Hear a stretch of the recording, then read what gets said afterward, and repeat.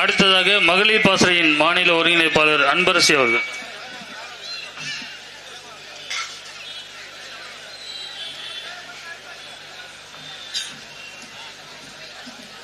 தாய் தமிழ் உறவுகளுக்கு வணக்கம். இப்ப நடக்கிற திமுக ஆட்சியில நீங்க பாத்தீங்கன்னா ஒரு சாமானியனை என்ன பண்ணலான்னா, முத நாள் வரைக்கும் வேலைக்கு போவான், அடுத்த நாள் அவனுக்கு என்ன நடக்குதுன்னு யாருனாலையும் சொல்ல முடியாது. அவனை கூட்டிட்டு போய் கஞ்சா கேஸ்ல போடலாம், நகை திருட்டுல போடலாம், அவங்க அம்மாவை வந்துட்டு கஞ்சா கேஸ்ல அவங்க அம்மா தம்பியும் போடலாம், அவங்க சித்திய வந்துட்டு அவன் காதலின்னு சொல்லலாம், என்ன வேணா நடக்கலாம். இதுக்கெல்லாம் காரணம் என்ன? நடக்கிறது திராவிட மாடல் அரசு. அதனால என்ன வேணா பண்ணலாம். இந்த பக்கம் வச்சுக்கோங்க, ஒரு சாமானியனுக்கு என்ன நடக்கும்.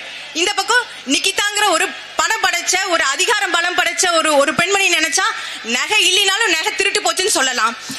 எஃப்ஐஆரே கொடுக்காம ஒரு மனுஷனை, ஒரு சாதாரண மனுஷனை 2 நாள் துடிக்க கொல்ல வைக்க முடியும். இது ஒரு எஃப்ஐஆர் எதுவுமே கிடையாது. ஒரே ஒரு போன் கால் போதும். எங்க இருந்து வேணாலும் உங்களுக்கு சென்னையில இருந்து இமீடியட்டா ஆர்டர் வரும். ஒரு தனிப்படையை போடலாம், என்ன வேணா பண்ணலாம். மிளகா பொடி தூக்கி கண்ணில் ஊத்தலாம், நீங்க வந்து அடிச்சு கொள்ளலாம். கேட்கறதுக்கு ஒரு நாதி இல்லை. இத்தனைக்கும் இவங்க பிறந்து வளர்ந்த சொந்த கிராமத்துல இத்தனை பேர் இருக்கிற மத்தியில அவனை திருட்டு பழி கட்டி அவனை வந்து கொலை பண்ண வைக்கிறாங்க. இந்த பக்கம் இந்த அம்மாக்கு இதுதான் தொழில், திருட்டு. அவங்க ஒரு 420 பேசிக்கா ஒரு 420 அந்த அம்மானால என்ன வேணா பண்ண முடியும். அதுக்கு இத்தனை ரெக்கார்ட் இருந்து உங்ககிட்ட நகை தொலைஞ்சுதான்னு ஒரு என்கொயரி கிடையாது. எனக்கு ஒரு கேள்வி இருக்கு. தனிப்படனால புலனாய்வு செய்ய முடியுமா? ஒரு திருட்டு கேஸ்ல என்ன பண்ணணும்? அவன் தொலைச்சவங்க வந்துட்டு இவன் திருட்டுனானாங்கிறது விசாரிக்க தான் செய்யணும். அதை பிடிச்சிட்டு போய் 2 நாளா வச்சு அடிச்சு கொலை பண்ணா வந்துட்டு அவனுக்கு கிடைச்சிரும் மத்த நகை. இப்ப வரைக்கும் நகை என்னாச்சுன்னு தெரியல. அவன் மேல ஒரு திருட்டு கேஸ் போடணும். அவனை வந்துட்டு இந்த வெறும் ஒரு ஈகோ, ஒரு சாதாரண ஒரு ஈகோ விஷயத்துக்காக ஒருத்தனை வந்து கொன்னு போட்டாச்சு.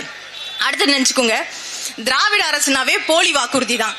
நம்ம ஐயா என்ன சொன்னாரு, நீங்க போன் பண்ணுவாரு, அவர் என்ன வேணா செஞ்சிடலாம். அவரோட கட்டுப்பாட்டுல இருக்கிற காவல்துறையினையே அவரால் எந்த கட்டுப்பாட்டுலயும் வச்சுக்க முடியாது. எல்லாத்தையும் பண்ணிடுவாங்க. பண்ணிட்டு ஒரு போன் பண்ணி மன்னிச்சிருங்கன்னு சொல்லுவாரு. உங்களுக்கு என்ன வேணாலும் நான் பாத்துக்குவேன், ஏன்னா எல்லாரும் போராட்டம் பண்றாங்க, இப்போதைக்கு இதை செஞ்சு முடிக்கணும். அதுக்கப்புறம் இப்ப நீதிமன்றத்தில் சொல்றாங்க, நாங்க வந்துட்டு உங்களுக்கு அரசு வேலை கொடுத்துட்டோம், 3 சென்ட் நிலம் கொடுத்துட்டோம், எதுக்கு வந்துட்டு உங்களுக்கு காம்பன்சேஷன் கேக்குறாங்க. உன்னால வந்துட்டு ஒரு இது கள்ளச்சாராய வழக்குல போனா 10 லட்சம் கொடுப்பேன். ஒருத்தனை நீங்க அடிச்சு கொலை பண்ணி தேவையில்லாம கொலை பண்ணுவேன். அவனுக்கு வந்துட்டு நீதிமன்றத்துல என்ன கொடுக்குறீங்கன்னு கேட்டா எனக்கு 15 நாள் டைம் கொடுங்கன்னு கேட்பீங்க. எல்லாம் பண்ணுவீங்க. பாருங்க, என்ன வேணா நடக்கட்டும், உங்களோட முடிவுரையை நீங்களே எழுதிக்கிறீங்க. அதை மட்டும் தெரிஞ்சுக்கோங்க. இதுதான் உங்களோட கடைசி ஆட்சி. 2026 எங்க அண்ணன் ஆட்சிக்கு வருவாரு. அப்ப இதை என்ன வேணா நடக்கும் பாருங்க. உங்களுக்கு ஒவ்வொருத்தருக்கும் இந்த மனசுல ஒவ்வொருத்தருக்கும் நமக்கு இந்த வேதனை அது பூராவுமே வரும்.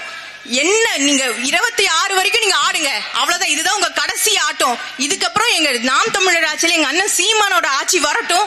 அதுக்கப்புறம் ஒவ்வொருத்தனும் அவன் வேலையை பார்த்துட்டு நீங்க பண்ணுவீங்க.